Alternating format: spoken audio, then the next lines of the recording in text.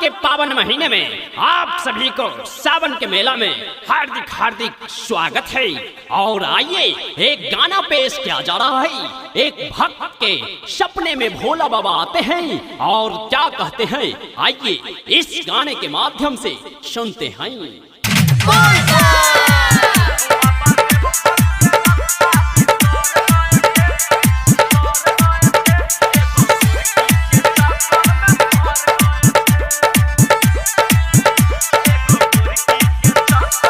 Music by DJ Guddu Raj, DD Production House, Sakri। सुनो रे भगता तू देव घर न आया, इस बार सावन में जल न चढ़ाया। हाँ, सुनो रे भगता तू देव घर न आया, इस बार सावन में जल न चढ़ाया। बाबा देव घर के हो, बाबा देव घर के रास्ता बिसर गए थे, एगो गोरकी के चक्कर में पड़ गए थे।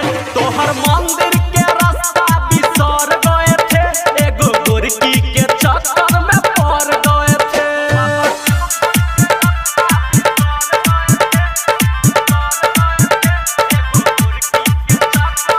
DJ Guddu Madhubani, DJ Guddu Madhubani, DJ Guddu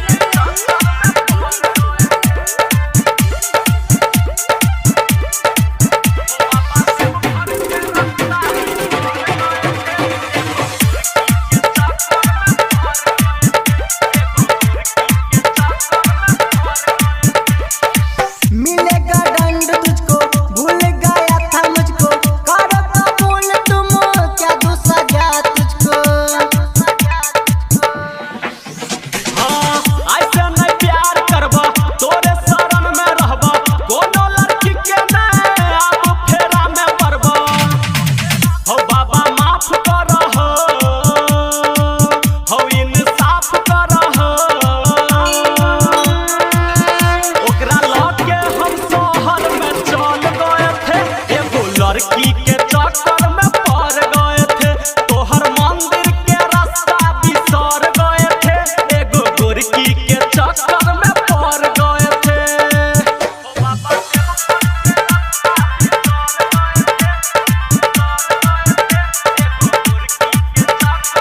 DJ Guddu Madhubani, DJ Guddu Madhubani, DJ Guddu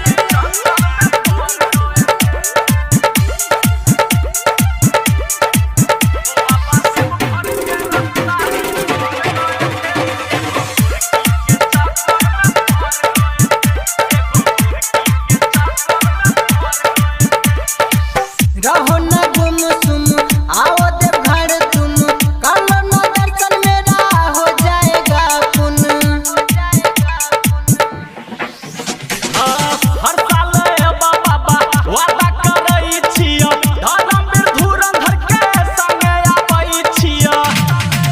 हौ धर्मेंद्र के, हौ भलपटिया के, हम प्यार वाला मैटर में फंस गए थे, एगो लड़की के